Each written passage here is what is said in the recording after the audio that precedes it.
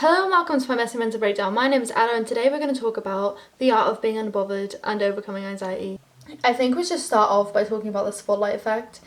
If you don't know what the spotlight effect is, it's basically a psychological term for something that literally everyone does where they feel like they have a spotlight on them all of the time. It's like you kind of think that everybody's picking up on all of your mistakes and all of your flaws. It's just not true, and everybody thinks this, which is crazy. It's like if two people are having a conversation, both of them feel like the spotlight's on them, and both of them are actually living in their own heads, and they don't care what the other person's doing. They care more about themselves than they do about the other person, and the other person thinks that they care more about them, and it's like, the more that you realise that nobody's bothered about you, the more you can remain unbothered about unnecessary things. Chances are nobody's paying 100% full attention to you. They're half with you and half in their own heads. You could be like sat there talking to someone, and while in the middle of conversation with them, they will literally just be thinking like damn, I hope my baby daddy isn't talking to that girl Mia again, or like, I hope there wasn't cameras outside Co-op last night when I peed behind Co-op, or like just like the weirdest things that people just be worrying about their own things, stressing about their own things, and I promise you they are not paying full attention to you or worrying about anything you're saying or anything you're doing. No one cares about you like that. They do in the moment and when they spend time with you, or people that really love and cherish you or really hate you, they're the people that actually care about you. You know what I mean? And if someone hates you, then who cares? Like, they hate you. There is nothing you can do to make that change. You know, either time, space, and, you know, they're the type of things that change that situation. But nothing that you do or you say can change that situation unless you've done wrong, and then you can apologize or whatever. But if people hate you just because they hate you, there's nothing you can do about that.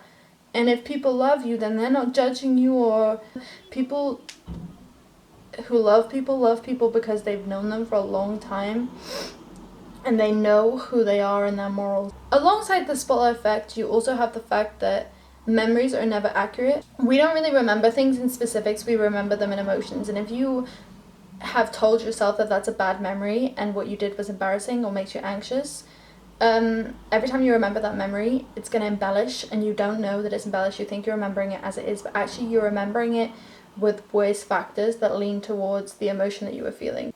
My point that I'm getting at is the way you see the situation because of the way you were feeling and the way you feel about it is completely different to how someone else will see the situation. Oh my god, my camera's gonna die. That was so unexpected. That just came out of nowhere. Bitch, the fuck?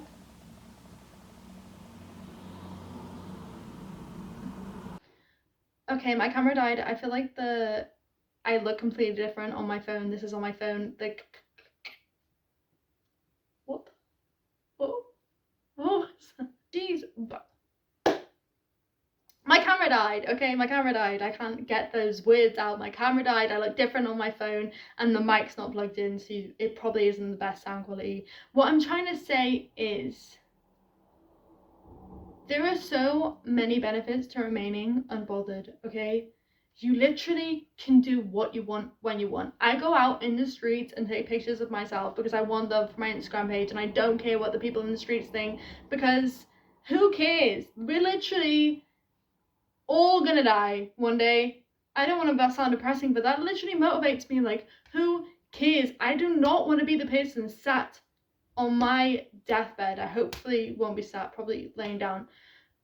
But I don't want to be there contemplating my life, knowing that I didn't do what I wanted to do, or I wasn't transparent and open and honest to myself, and I was always nervous around people, and I didn't get the job that I wanted, and I didn't do the things that I wanted to do because I was worried about what people think. Okay, whatever you do, just go for it. If you're going into a job interview worrying about what the person that's interviewing you thinks and having doubts in your mind, is going to lead you to fail. If you spend your time worrying and not doing and progressing and focusing on yourself, you are going to regret it so much, okay? These are the risk factors. You are risking living your best life over this. For what? For what? So that maybe someone might like you a bit more because you're more quiet, because you don't want to be yourself, because you don't act the way that you want to be. Just be. It just. I know that people think that they're not acting the way they want to be, but by worrying about the anxieties, that acting the way you want to be will cause you later, you are, and you just really, you don't deserve to sit and worry about what people think and what's happened and what you may or may not do, and constantly ridiculing yourself. For what? That's my question to you. For what? What are you worrying about? For why? Who cares? It's not that big a deal. I promise you, it's not that big a deal. You do not deserve to sit and worry about it this much. Nobody's paying attention to you that much. All people see is the big things you do in life, and the people that love you see the hundreds of little things that make you who you are.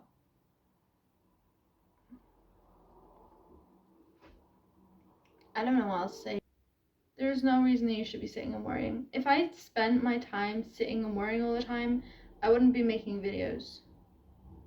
I wouldn't have moved across the country. That sounds so dramatic. It's a small country. That I wouldn't have moved 2 hours away from my friends and family. And think about all the successful people in life and all the happy people you know, and wonder whether worrying and anxiety and sitting up at nights and worrying about things that nobody else cares about is what got them there, or if getting up and doing and having confidence in themselves is what got them there. You know, if you sit there and worry about whether everyone likes you or likes what you're doing, then you're never going to do anything, because there's never going to be anything in life that you do that somebody doesn't like, ever. You're not letting yourself be human. You're really not. Everybody does things that they don't like that they did. It's how you react that makes you who you are. Who do you want to be, the warrior or the warrior? Listen, I've done it. So many people do it. But was it ever one time when you did it worth it? Did it ever achieve anything for you to sit there worrying, shaking, having panic attacks? Like, I'm not saying that panic attacks are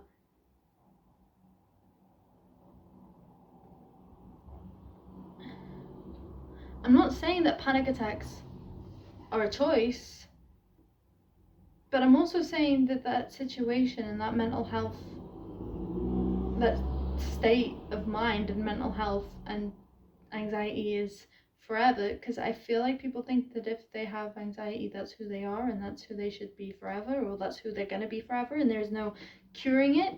And there's no cure to anxiety, but there is daily things you can do to prevent it.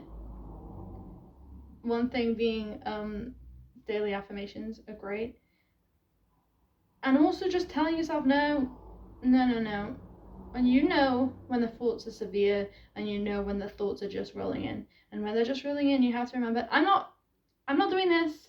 I'm not sitting here and doing this again. No, shut up. One thing I do that helps is I name my anxiety. So I name my anxiety Becky. and it helps me differentiate my anxious thoughts from my actual thoughts. So when an anxious thought comes in, I'm like, go away, Becky. And if you pretend that that is another person talking to you, you'll realize how insane that person is. It's like, Becky, no one thinks that. Why would you even say that? Like, shut up, Becky. Oh my god, go away, Becky. Like, that's not... Anxiety helps nothing. A little bit of stress and worry about things like studying and making sure you get things done and things like that, that's fine.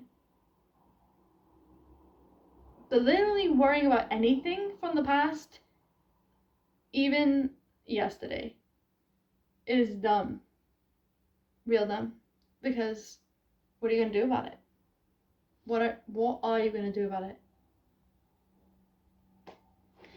Anyway, that's all I have to say. Goodbye.